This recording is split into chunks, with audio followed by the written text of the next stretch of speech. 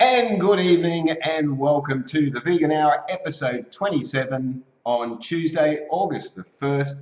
Tonight I'm joined by Joshy Kwon. Welcome aboard. Thank you for being here, my man. Okay, let's just read out some some events that are coming up. And straight off the bat there, we've got Christine has joined, and Sean. Oh, Sean is first. He says first. Good on him. That's good. You're keen. I like it. You're keen. So let's just see how we look here on the internet. Get this happening. Okay, I've got to read out the events coming up. Oh, look at all, you're getting all the love there, Joshy. Simone says, hey, let's read some of the comments. I can't even get to the events yet. Let's see if I can get down to here. Okay, there's a hello from Port Macquarie, from Phoebe. Excellent, that's good. There's lots of love happening here. That's great. Okay, guys, this is exciting. Some events, I'm going to mention a really exciting event coming up. Really exciting. But let's just get this week's ones out of the road. This Thursday night, if you're down Byron Way or if you want to head down there is a screening of What the Health. So that's happening from 6 p.m. and I'll put the link up for that later. And I can't believe the amount of people that are popping up here. That's fantastic. Awesome. Okay, this Saturday, there's a few things happening. There is a Sea Shepherd Beach Clean. This time it's at Broadbeach at 9 a.m. at Pratton Park, which is just opposite Oasis Shopping Centre, basically. So go down there and help make Australia clean and beautiful. And then at 12 o'clock, head on to the new Sarah Bar. You've been to Sarah Bar? Yeah, it's awesome. Sarah Bar in Burleigh Heads, which has gone 100% vegan. Head on there, and my Vegan Life crew will be there. We're having a lunch there at 12 o'clock. And here's the big exciting news. It's to do with something coming up on October the 8th. Now, hopefully you can see this on both cameras. You can't see my head now. It's called the Froth Fest. This is big. This is really big. Taking over the entire Miami Marquetta on, that's Sunday, isn't it? Sunday, 8th of October from 12 noon to 8 p.m. Tickets, you get tickets online. I'll put a link to that. You get tickets from OzTix for $10. Now, let me just give you a quick spiel. This is actually done by my sponsors, Vegan Frothers, which I have a slogan for them now, Cruelty-Free Evolution. Just created that one tonight. And here's a spiel. They're saying, join us for a day full of live music, food, drinks, and good vibes at Froth Fest, Miami Marquetta. All proceeds from the day will be donated to Sugarshine Farm Sanctuary at Lismore and Save a Cow Sanctuary in Mullaney. So come along with your family and friends to support these amazing organisations and have some fun while you are at it. It's only $10 for the tickets. There's a limited number of tickets, so get online and get your ticket and come along. And this is going to be pretty awesome. Kids under 12 years are free. Now, here's the other awesome bit. A pre-purchased online ticket will give you a chance to win some big prizes, including a 4-night stay at Angori Rainforest Retreat in Yamba, a Duranbah surfboard, Takula bikinis, and vegan frothers clothing. So awesome prizes. There'll be raffles on the day, and there's vouchers from Greenhouse Bathhouse, Greenhouse Canteen, Sarah Bar, and Mandela's. How's that? Don't ask me to read it all again. But that's a big shout out. So remember, that's a Froth Fest. That is the one that we should be interested in. So October the 8th, I'll be promoting that from now till then, and probably after.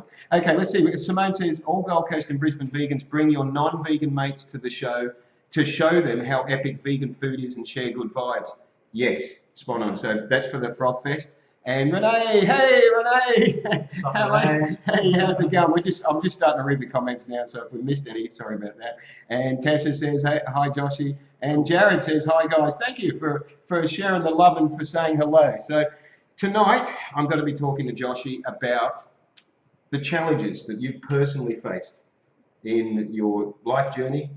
Yep, and I want to say up front, I actually don't know what your challenges are because we haven't spoken, but I want to say up front, I have a lot of respect for anyone that can bear their soul and that can show where the growth and that has come from. So a lot of respect for anything that you care to share with us. Yeah, and then and this is important because vegans aren't perfect, and we work hard at trying to create a more compassionate world. So, and that's what you're doing. And so, without further ado, there's some comments coming through there, and then we'll get you started. Matt says, "Sorry, Joshy, brother, I'm at work, but I knew I had to take a few seconds out of my work time to tell you good luck tonight, brother.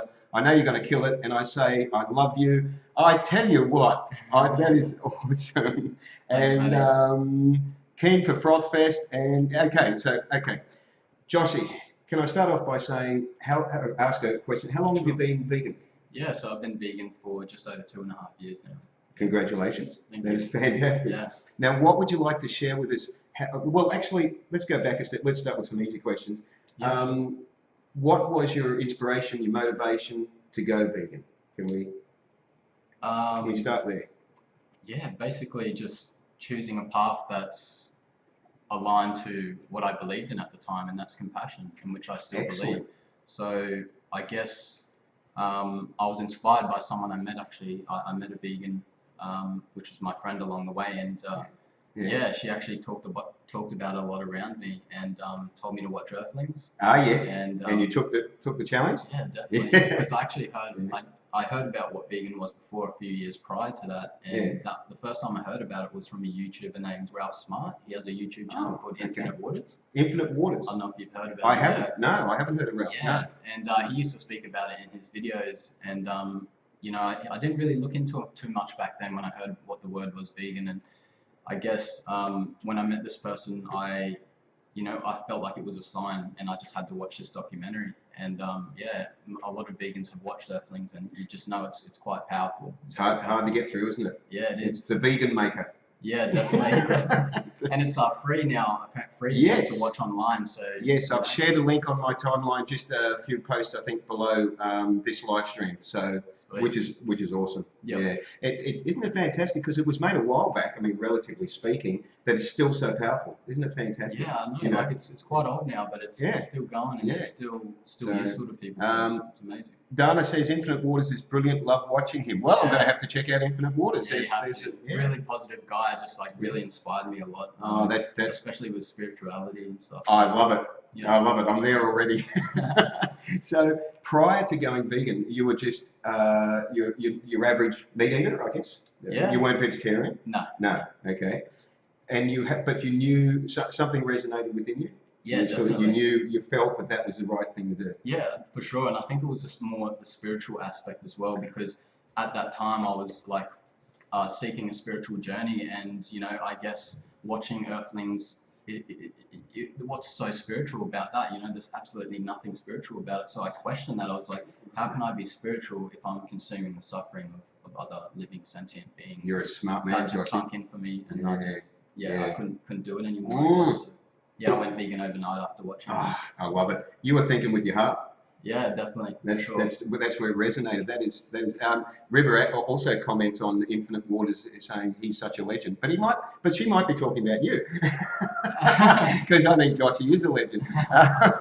Okay, so we've done it. We've said, I've done a little photograph there, and said that you've overcome some personal demons in your journey. Now, I'm not familiar with what they are, so what would you like to share with us in relation to that, your challenges that you've faced? Yeah, sure. So mainly before going vegan, actually, not a lot of people know this, and only a few family members, but I thought it was time to just be open about it now. Okay, well, I respect the fact that you're going to open up, yes. Yeah, so after leaving high school, I guess I wasn't sure what I was doing with my life, so I started getting into partying. I started experimenting with different types of drugs, and also binge drinking a lot and going to parties, going to clubs and things like that. So I feel like I was quite lost at the time, not knowing where to go. I guess I turned to these things as an escape into reality, I guess. So I started getting really depressed. I wasn't open about it to anyone. I kind of just kept it to myself. I feel like that destroyed me a lot. But I started getting really depressed, started getting really bad anxiety, and I even got quite suicidal a lot of the times as well. That takes a lot of courage to admit that. Yeah. I appreciate that. So how long ago was that? Maybe this is before you went vegan? Yes, it was. Yes, okay. So prior to going vegan. So you found yourself in a pretty dark place. Yeah, definitely. Yeah. Yeah, it's hard to explain the feeling. It's quite a deep sinking feeling that it's, you know, you feel like the world's crashing down around you. And I Yep. feel like a lot of people that have gone Yep. through depression and really bad anxiety and can relate to that. So, and they know that feeling. And yeah, that's just what I wanted to share, I Yeah, guess. you can't describe it to someone unless you're in it. Exactly. And when you're in it, you don't want to be there. No, right. That's right. That's exactly. So you found yourself in a so sort of distraught with life that you basically wanted to end it. Yeah. Yeah. Yeah, pretty Okay. much. I felt hopeless.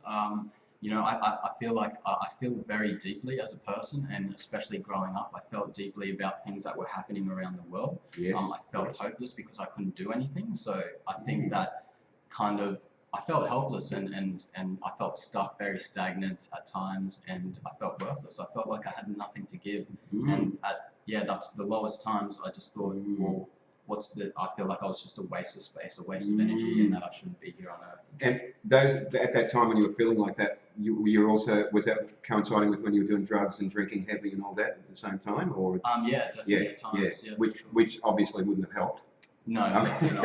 It just makes you more confused, and it just makes you sink even more. Yeah. So, and that's why I wanted to speak about that today, is because Yes. you know you don't have to stay there. You don't have to stay in the dark. You know, you can seek other things, and that's why I feel like more so, yeah, veganism really helped. Going vegan helped me so much, but more so becoming a vegan activist helped me so much. And the reason why is because, you know, growing up, I wasn't really confident in speaking with my word and my voice, but I felt like the animals gave me a voice. That is And fantastic. I felt like, you know, with being a vegan activist, that this is something I could do.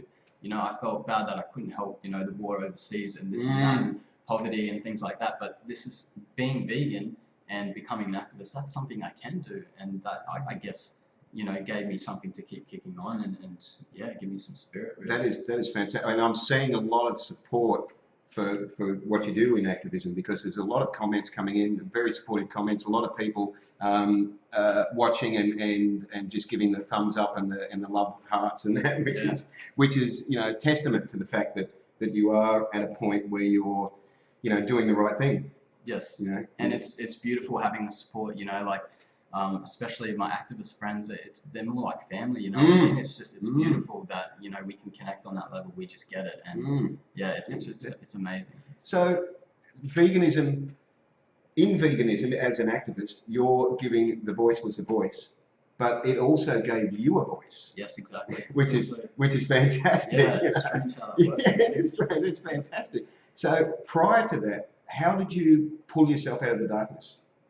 Okay, so well, I started, you know, seeking a spiritual path. So I started getting into spirituality because obviously what I was doing was just not working for me, and I didn't know what to do, and what to seek out. So I started meditating. I started getting into yoga. Just doing a lot of research, reading self-help books and things like that. Any books that come to mind that were quite stood out for you at the time? The Power of Now. Yes. The Seven Spiritual Laws of Success by Deepak Chopra. Yeah. And a few others. Yeah. But they just really helped me, I guess. Just work on myself. I needed a lot of time to just you know, pick myself up. And in your world at that time, what about your the people you were associating with? Did you find that you were attracting people that weren't beneficial for you at the time, and then you had to sort of you had to get away from that sort of scene? Is that what you were finding? Or? Yeah, for sure. Yeah. There was a lot of negative energy around, and you know, you just realize that when you're stuck in that low energy, you start attracting that into your life as well. So you've got to be very mindful of who you surround yourself with, and I guess just the energy you put out into the universe, because bad things just kept like happening. I kept feeling bad, and I was wondering, you know, why can't I seek any help? Like, why? You know, so I started. So, were you going to say then that bad things kept happening? Yes. So, are you saying like maybe were you having accidents, or were you getting injured in different ways, or were there just? I just started creating havoc in my life. I had really violent thoughts in my mind, really dark thoughts. Yeah. And sometimes unleashing that, and it's not nice, you know. No one deserves that, and I guess, you know. So you were experiencing a degree of anger as well. Yes, for There sure. was the depression very and the anger. internally though. Yes. Very internally. Yes, okay, yeah. But yeah, it's definitely scary Yeah. at times. Well, the saying, I posted this a few weeks ago. The saying is that anger is depression. No, depression is anger turned within.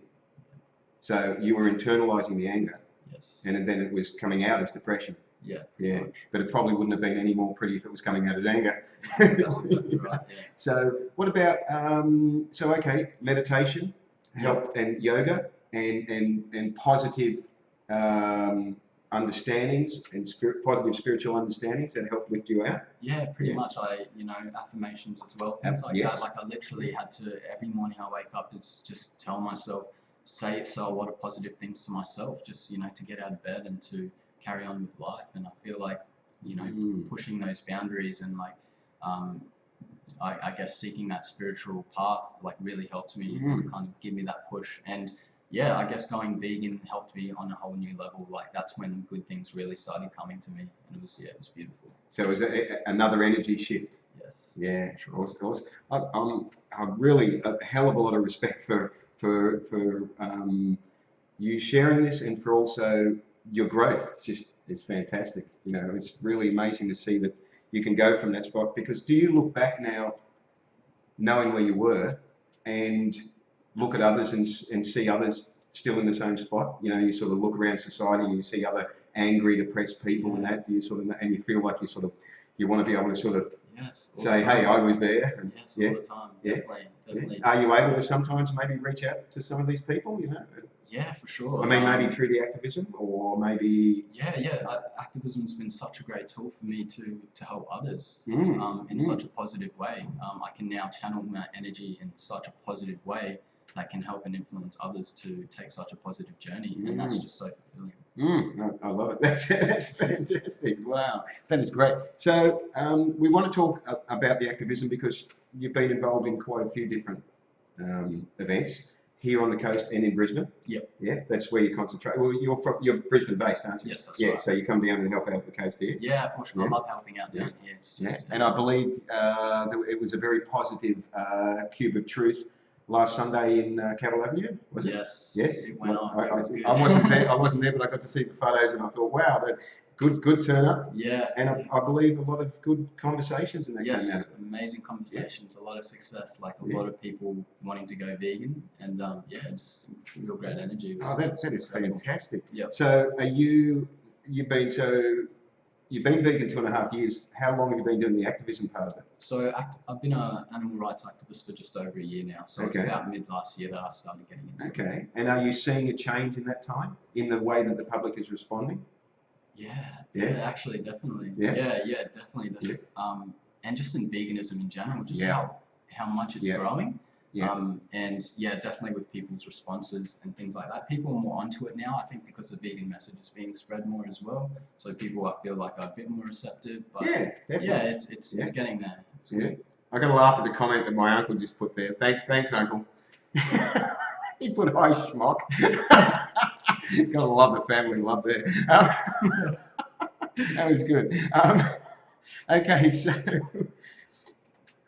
talk us through some of the different activism events that you've been doing and what you believe is effective activism, because there's many different styles in that. There is. So and I'm curious to find out what you find with your experience is, has a better sort of success rate or a better acceptance, I guess. So. Yeah, there's so many different ways of, I guess, doing activism. Like social media is really important, for the world to see. So if you have a YouTube channel, Facebook page, blogs, Instagram page, or whatever, if you're spreading the message through there, it's really effective. Also public activism and street activism. So you've got Cube of Truth. That's something I've done quite a bit in the last year. And also I help out FAR, so Farm Animal Rescue. I volunteer doing outreach with them as well. And that's usually in Brisbane? Yes. Yeah. Okay, so with Farm Animal Rescue, that is it what they call a pay-per-view, is it? Pay-per-view, Yes. So we set up booths, and we have laptops set up in the booths, and earphones, and we hold up signs that say, we'll give you $2 if you come watch a quick 4-minute video. It's really effective because when people come by, to watch it, they're watching it for the full 4 minutes. So they're really like engaged in it and absorb it. And yeah, after the 4 minute video that they watch, you speak to them after and you have conversations. It's incredible. Yeah, and so you find, tell us about some of these conversations or some of the reactions of people. Yeah. As you can imagine, reactions are pretty broad. So everyone reacts differently because, when you're seeing slaughterhouse footage and what happens in, animal agriculture, the meat, dairy and egg industries, that people are seeing this for the first time. You can imagine the different reactions they're getting because it's been normalized to consume all these, consume animals all our lives. So it's challenging people's beliefs and things like that. So some people can react, some people are shocked, they can cry, obviously, anger and things like that. Defensiveness? Yes, yeah. Exactly. Yeah. But all in all, it's mainly positive that I found, That's good. Like a few weekends ago, in 4 hours, we had 100 people that watched the videos. We had amazing conversations. Wow. It was really positive feedback. Wow. Some guy came up to us last weekend and said, yeah, I came and watched a few weekends ago and I went vegan from watching the video. See, isn't this fantastic? Yeah. I mean, if you guys weren't out there doing it, the chance of somebody, having seen the light, so to speak, that person that came up, they might have gone through the rest of their life without making the change, without the awareness. Yeah, that's so right. So it's crucial to bring it to the public, isn't it? Exactly, and it plants so many seeds. So even if someone, reacts in a negative way and they walk away, you've still planted that seed. You never know what's going to happen down the track with that person. Yeah.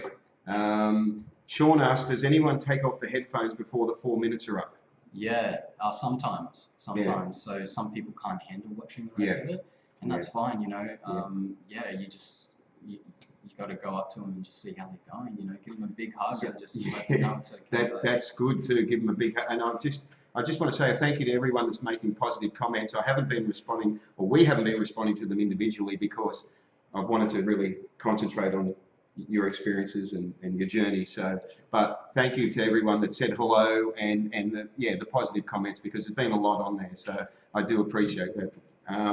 And Dana asks, how do I become a part of this organisation? So you'd be Dana be asking about Cuba Truth, I guess, or maybe the Farm Animal Rescue. So the Farm Animal Rescue is volunteer at the moment.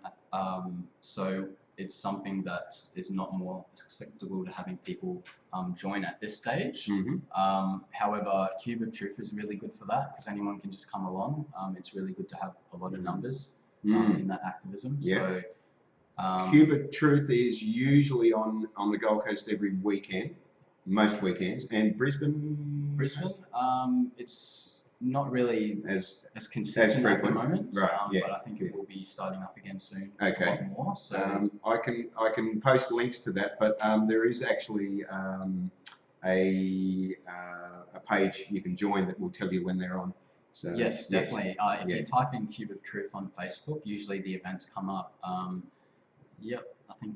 There we go. Sean's put, this is the next Brizzy one. So there's one this Saturday. Yeah. Brilliant. Oh, there's one this Saturday. There is one this Saturday. In the CBD? I think this time it's a bit somewhere new, just trying out somewhere new. I'm pretty sure it's in the valley, in the Fortitude Valley. Well, if you click on the link that Sean just put there, thank you for that.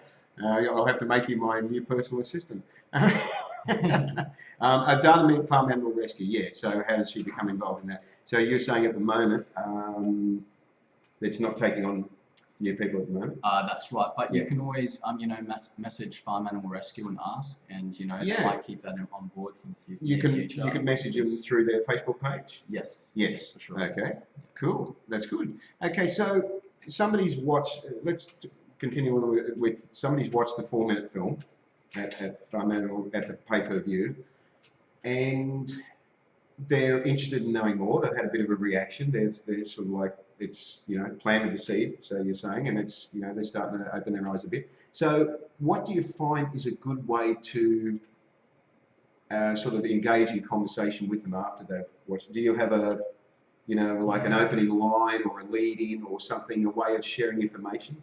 Yeah, for sure. I guess to start off is, obviously ask, are you okay? Depending on their reaction. First things first is always double check on them, make sure they're okay after watching it because, it's pretty hard to watch. So the first thing you do is just check how they're feeling. Yeah. Good, definitely. good. That's good, yeah. then you can start engaging in conversation and asking them, you know, how do you feel about watching that? You know, what came to mind when watching that? And then you can start asking questions. Questions are really good, because it can lead people to their own truth, and it keeps the conversations engaged, and yeah, it's really effective asking a lot of questions. So you get them to come to their own conclusion. Yes. Yeah, that's brilliant. Yeah, so you can ask simple questions like, do you think we can live and be healthy without eating animals, or do you think we need to harm animals to survive? You know, something simple questions can really get people to think, and yeah, it's really good. And so also, okay, so you've got someone thinking, you're asking questions, and they're starting to sort of formulate ideas. Would it be fair to say that when you start asking people questions, a lot of people already know the answer inside, they just haven't been admitting it to themselves? Yes. Yeah, for sure. So you're sort of leading that horse to water. You're sort of you're just, you know, opening the gates a little bit and just, you know, pushing them a little gently. And you learn to read people. You pick up on that. Like obviously, you know, if you think they already know the answer to that, or they're pretty onto it, then you can go ahead and, you know, I like to give people alternatives too, like speaking about different ways, to go vegan, and alternatives are really, really important. So, and also, with doing outreach with FAR and with the booths, that we have a table set up. There's loads of information there. We give handouts before they leave and things like that, just so they're not leaving with nothing really. So that's good. So a couple of comments come up there. Renee from the Gold Coast Cube of Truth has said the Gold Coast Cube is this Friday night outside donut time from 5 p.m. to 8:15. So if you want to do some activism and help the animals, that's where you should be. And Jean says, so pleased to meet you, Joshy, and friends the other day. They are a great team. And Mitchell says, Joshy, you're a beautiful man. I'd love to sit and chat the night away. Well, that's a really nice comment. Definitely, very thank nice. you. Very good.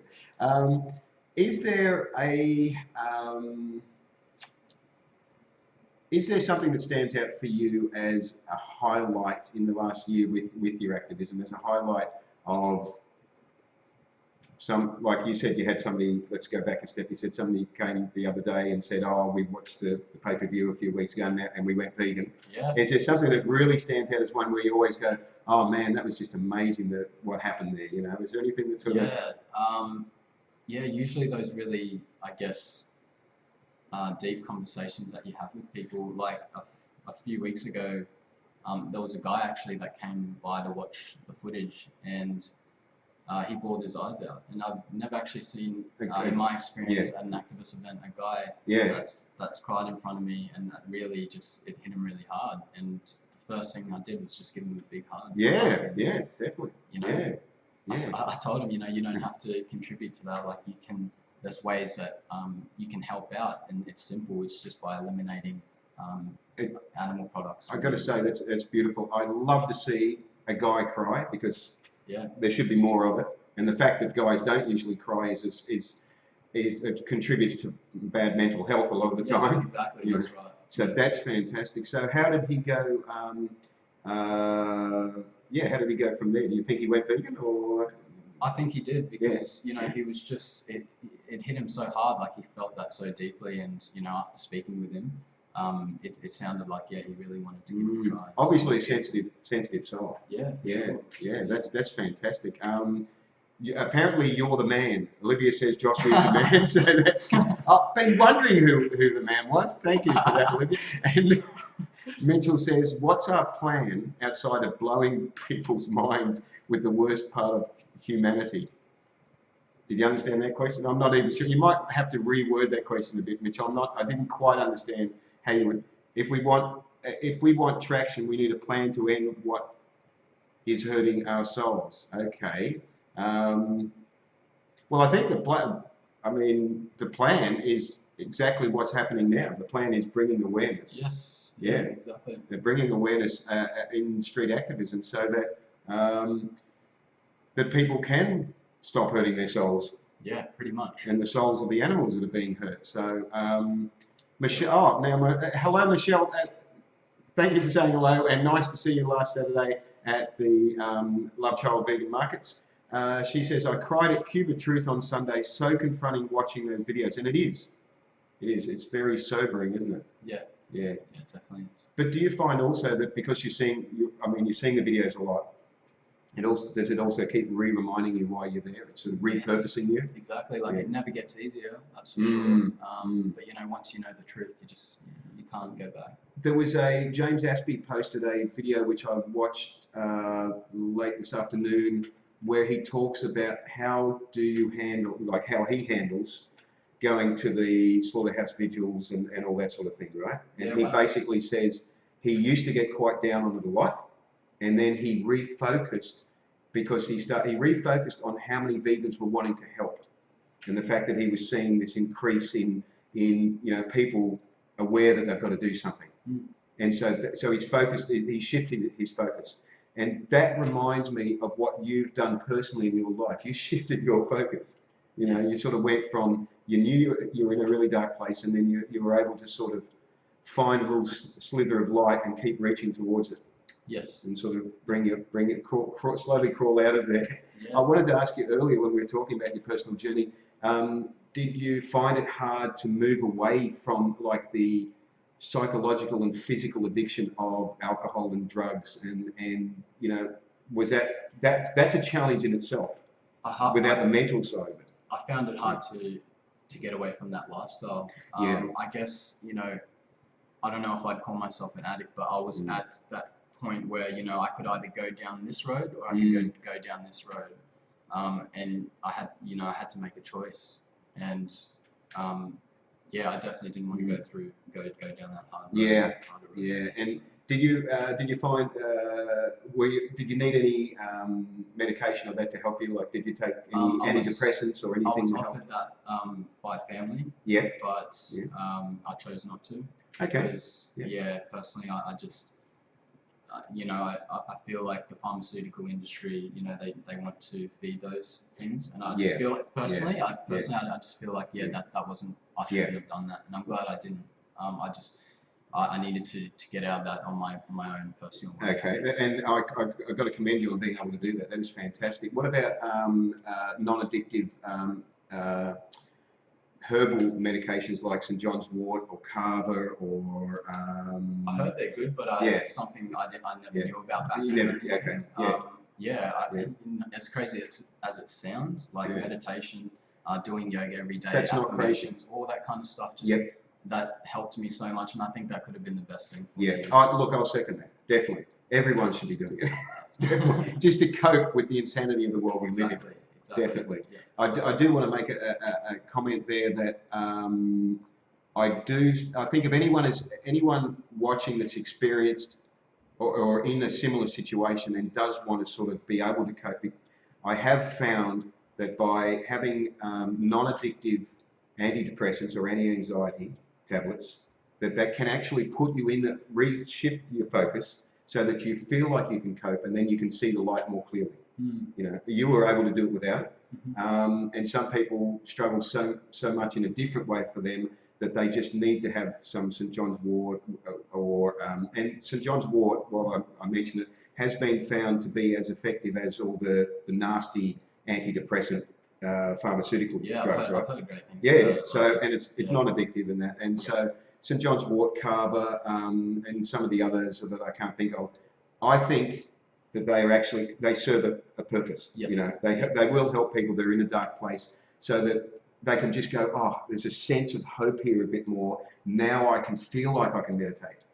See, now I feel like I can do yoga. I feel like when you're in that place, you feel hopeless. Yes. It's basically like, why the hell would I even? You want to try and do something, but it's like, I don't even have the motivation to do it. Pretty much. It's not there. Where do you go from here? Yeah. Why the hell would I even want to do it? You feel hopeless. Yeah. So I'm just suggesting that for some people, maybe that might. Cool. You didn't need it for yourself, but I just wanted to say that because I feel that's very important. That antidepressants, herbal antidepressants that are non-addictive, can actually serve a purpose there.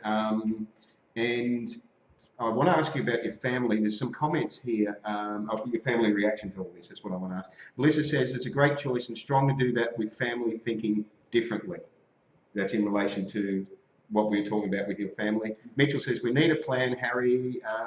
What I need is the comment to come back up. Sorry, Mitchell. Comment's gone already. High doses of vitamin C and rescue remedy. Dana says, yes, definitely. That is good. Hillary says, never underestimate the value of planting seeds or these seeds. It took me 30 plus years to become vegan. You'll never really know how many people go vegan as a result of your activism. Yes, exactly right. Yeah. This is my 37th year of being vegan. My parents only went vegetarian last year. It took a long time of them having their son vegan. Yes. You know, they're still not vegan, but they've gone vegetarian. So some seed was planted. Yep. So it can happen. You don't know. Family's a hard one, isn't it? It is. And I want to ask you, I'll get through these comments. I want to ask you about your family there in a second. Yeah, sure. Do you feel the need to step away from people who don't understand what you're going through? Good question. Can we ask you that? Do you feel the need to step away from people that don't understand what you're going through? So people that don't understand your own demons that you're facing and try, you know. Yeah, definitely. You have every right to step away, and not everyone's going to understand you, your journey, and your path. You just got to follow your heart. You got to do what you feel is right. I love what you say. You have every right. Yes, Yeah, absolutely. yeah. Yeah. You can't let others control your life. You know, you have to control your own and do what feels right to you. That's so important. It's true, because at the end of the day, you go to sleep with your own mind, and you know, if you haven't got that sorted out, you know, Exactly. You know, that's where you got to be. You got to be working on yourself. So, exactly right. and so, okay. During all this, you were going through. I know we keep going back to it, but it is important because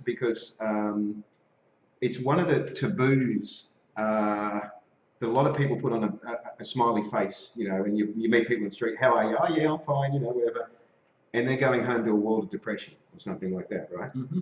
And so it's something that is very important that we do actually, you know, put it out in the open and say that most of us are struggling with something. Yep. You know, It's very important. You know, I always put a smile on my face when I was out, when I was going through hard times. And you never know what people are going through. Yeah. I've had 2 friends commit suicide actually, and it was just so unexpected. And that's the thing, you just never know. That's actually what happens. It's the terrifying. ones that you don't expect that do it. And I've seen the same thing, and it's very sad. So when you were even in a dark space, you'd still put on a brave face? Is that what you're saying? Yeah. Yeah. Because, so people wouldn't even know. Yeah, I guess so. And I think that's because, you know, I didn't want to drop my garbage off on anyone, you know. Right. Having that guilt of doing that, because I was already suffering with myself. The last thing I wanted was to, I guess, share that with others, you know. I just... Right, okay. That's kind of my mentality about that. Yeah. So, okay, so with your family, how did they react?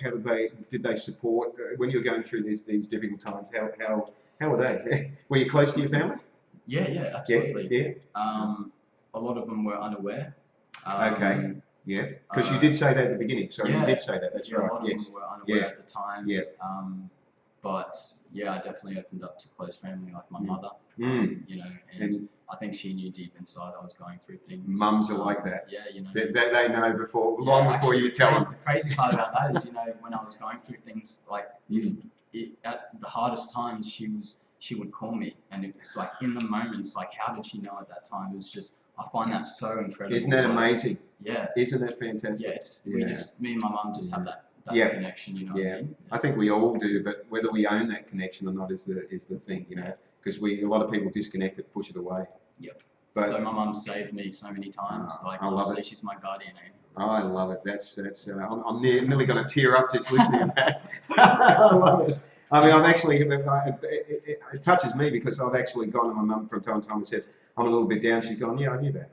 Yeah. You know, it's like, how did you know that? I didn't say anything. You know? She said, no, I knew. She said, I knew. I could tell. It was like, geez, wow. So there's a comment there from Mitchell that says, well, no, I find the way to connect with anyone that finds this life odd or different. It's in relation to what you said earlier, Mitchell, but I'm losing the trail of what that's in relation to. I have to expand on that, Mitchell, because we missed your earlier comment question, so sorry about that. Right, so how do your family feel now that you're out there, you're vegan, and have you had an influence on them? Have they gone vegan, or have they looked at the possibility? Or my father actually Yeah, I've influenced him quite a lot Yeah? in going vegan. Yeah, so Excellent. yeah, he's been Excellent. quite open to it. Not at Nice. first, but yeah, it took Yeah. some time. Yeah. Yeah. But yeah, it's Yeah. incredible. I'm still working on my mum, so yeah, we'll get there. Oh, that's awesome. That's Yeah, great. yeah. Okay, so that's cool. So, what we haven't talked about is some of the street activism, some of the marches and that, some of the the one-off events and that, or maybe the annual events. You've been involved in some of them as well. I've seen. Yeah, the last march, which was the March to Close All Slaughterhouses. Ah, yes, the MTCAS. Yeah, Yeah. jumped on the megaphone for the first time. Woohoo! Yeah, you know. How was that experience? Yeah, it's pretty cool. That was good. Like, it's a really good experience. Like, stepping on the megaphone and just speaking up for the animals and doing the march. It's really empowering. Yeah, and it definitely was a good experience. Like, how was the public reaction to the march?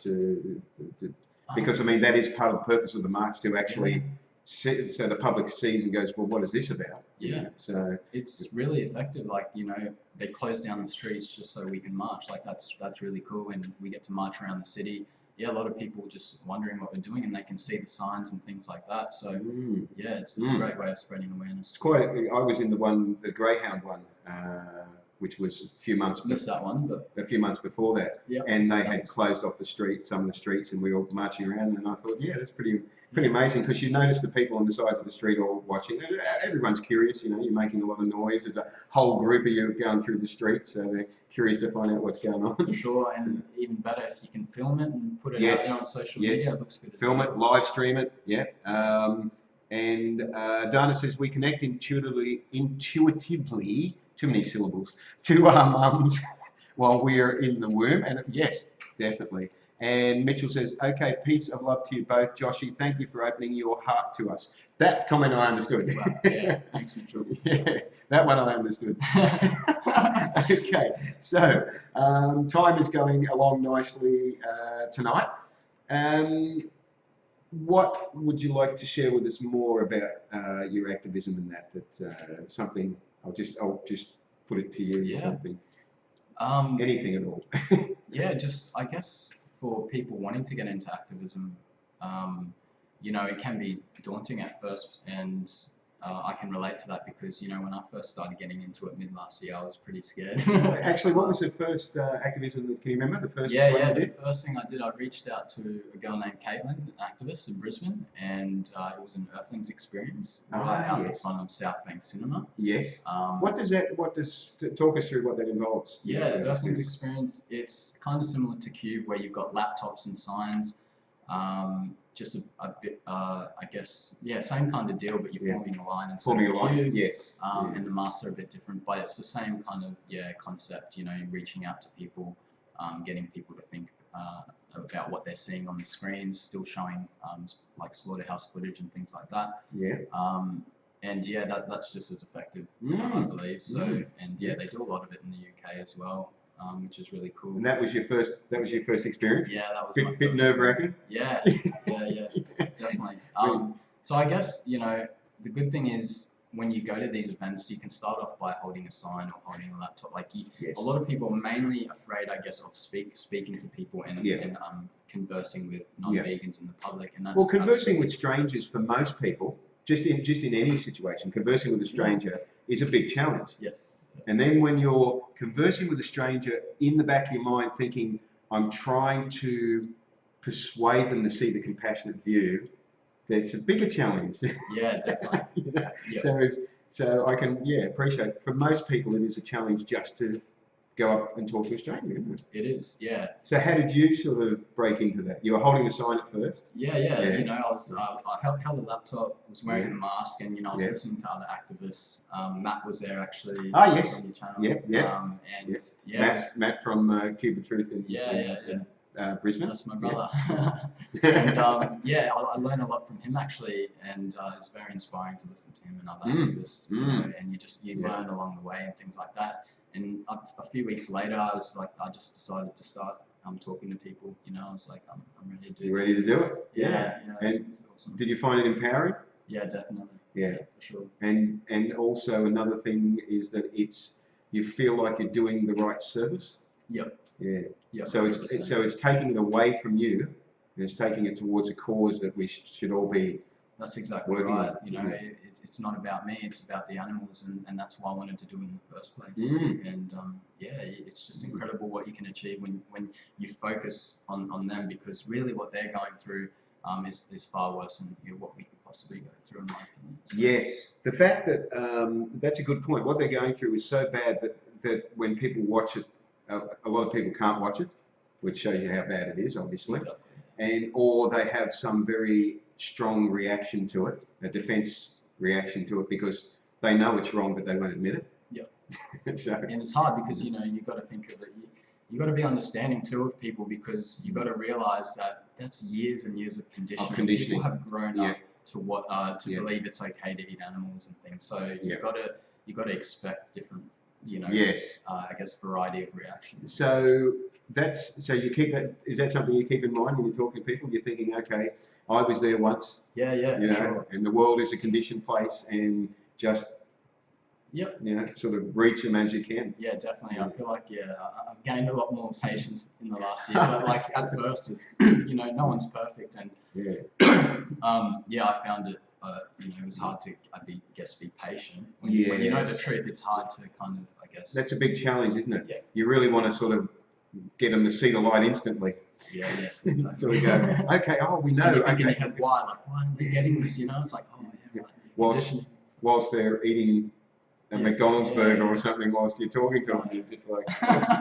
But as you say, it's conditioning. It's almost such an ingrained habit that they don't question it. Exactly right. So as an activist, what you're doing is coming along and saying, okay, I'm asking you to question what you're doing. Yeah. And I'm showing you the reason why you should be questioning it, because this is unacceptable. So if you approach them in a like a pleasant way, and you say, you've seen it, so what do you think? And I think it's brilliant what you were saying earlier, that the way you do it is you ask a lot of questions, you get their feedback, and then you get them to put the pieces together. Yes. Yeah. That's definitely. So you're not telling them; you're getting them to make the conclusion. Yeah, for sure. Yeah. Because when they're saying it themselves, and they're answering the questions, that's really effective. They're speaking out. Like, they're thinking it. No, there is no humane way to kill an animal. You're right. They're speaking it. So they're thinking it. They're speaking it. Exactly right. Yeah. But if you go, well, there's no humane way to kill an animal. It's like they go, whatever, But if you can get them to say it, think it. That's powerful. They'll walk away and they're like, I actually just said that. He's right. It would be interesting to be a fly on the wall for some of these people when they walk away, to hear the conversations they have with their mates as they're walking away from it.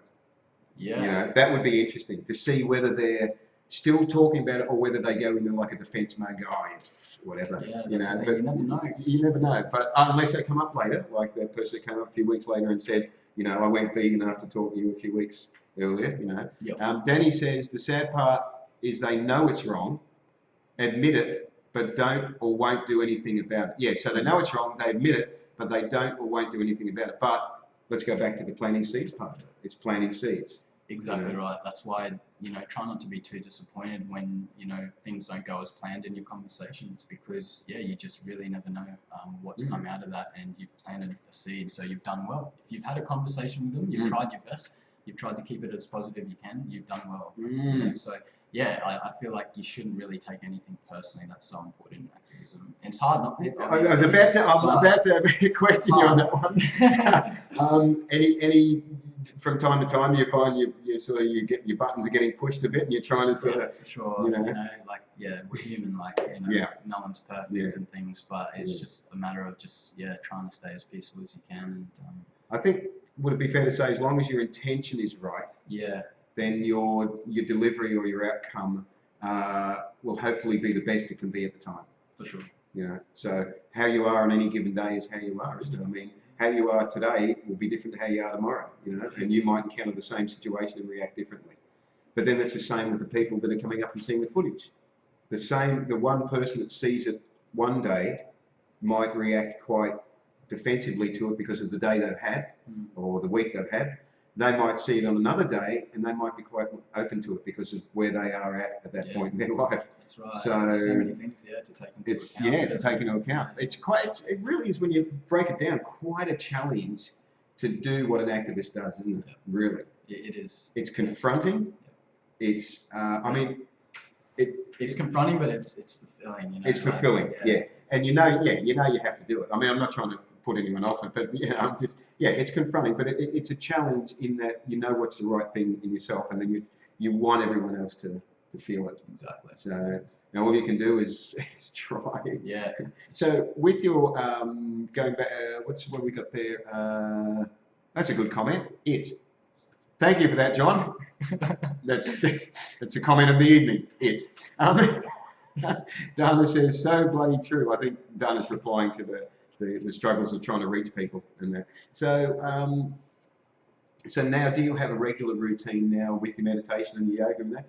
Nowadays, you have a regular routine? Well, actually, it was going great when I did the Vipassana meditation a few months ago. And Yes. I was on a roll doing it, after that, but I kind of lost track of that. So, I do it, as much as I can. I did today. Actually, the last few days have been really good. But I guess it's just not as consistent as I was when I finished my Vipassana session. Life keeps getting in the road. Yeah. Well, what's the saying? If you have no, you should do 15 minutes of meditation a day, and if you don't have enough time to do it, do twice as long. Yeah, I love that quote. I saw Something like that in my circle person. It's so true. And it is right, because when this starts overtaking things, then and you're losing contact with down here, it's not good. Exactly. It's not good, because this is where the right and wrong is. This is where you know what you should be doing, and up here is just playing games, Yeah, John, Michelle says, thank God for beautiful, caring souls to spread the sad truth, and really a big shout out to all the team. As you say, you've got this wonderful activists that you're working with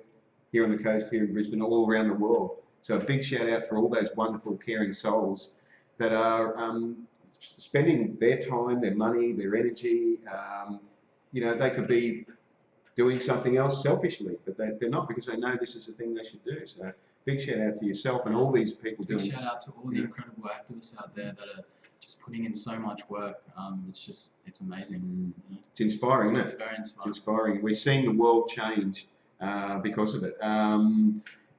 John says it's also a biological addiction as well as psychological addiction to eat meat.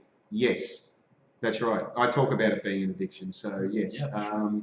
Phoebe says, I was vegetarian for 38 years, always saying, at least I'm not vegan, when I got flack for being vegetarian. 2 years of vegan, I am mourning my ignorance. Well, respect, Phoebe, for waking up.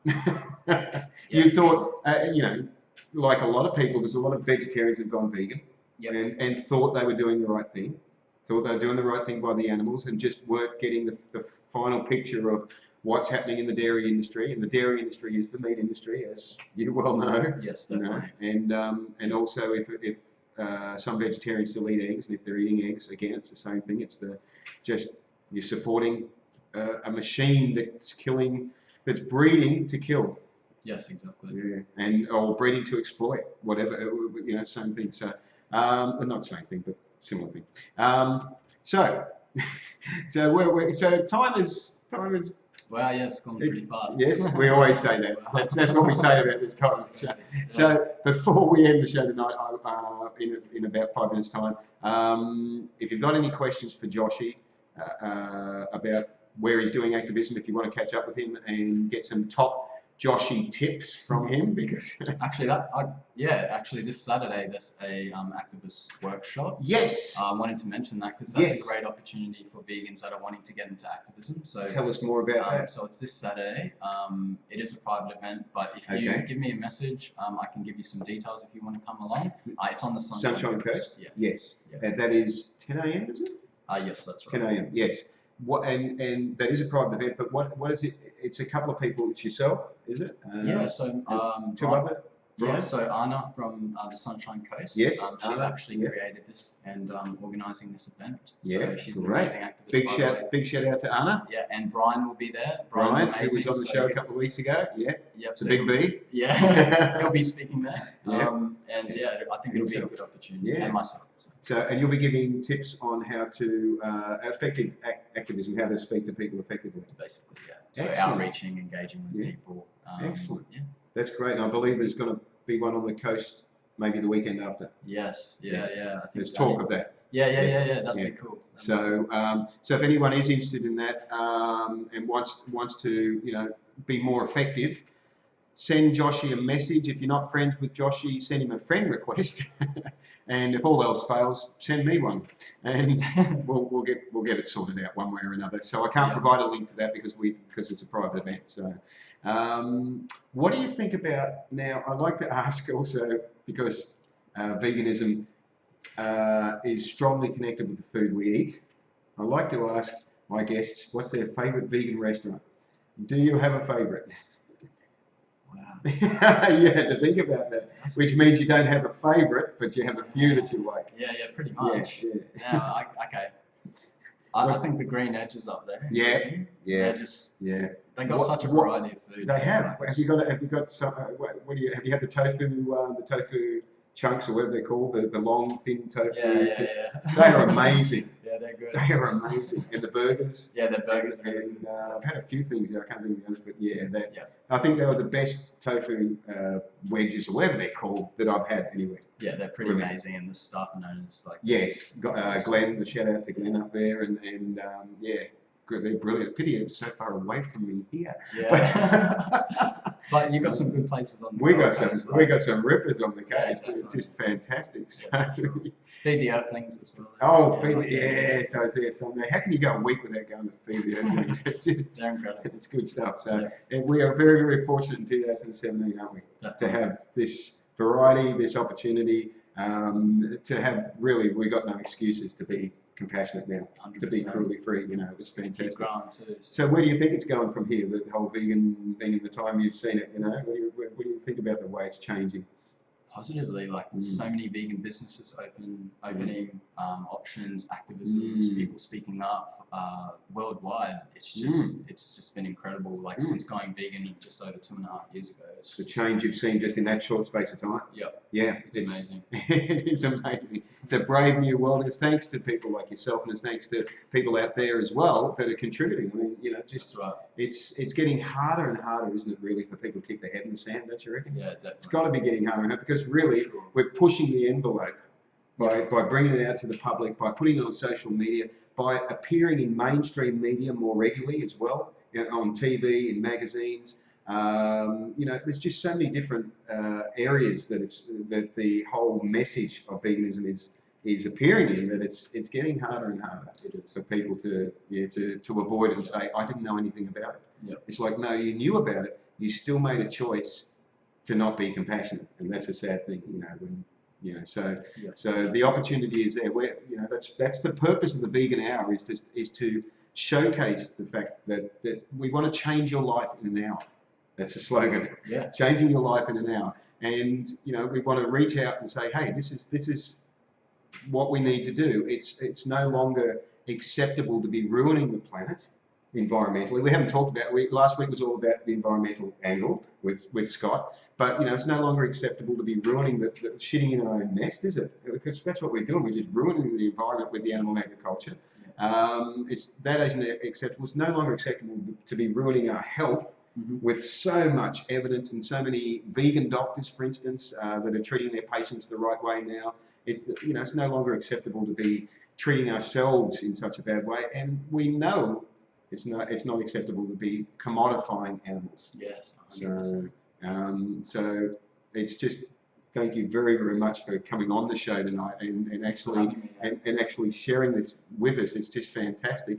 I actually feel inspired listening to you because your journey is one of growth and all that. So thank you, my man. Thank you very much. Appreciate it so much. And thank you to everybody that watched and contributed. I want to finish up tonight. If you weren't watching at the beginning, I'm doing this shout out for my sponsors, Vegan Frothers, because they're the best. Behind me, you can see a sign, which at the moment is backwards, but on the YouTube video, it'll be the right way around. For the Froth Fest coming up on Sunday, October the 8th, $10 tickets. I will put a link there for it. That's at the Miami Marquetta on the Gold Coast. And it's heaps of prizes there.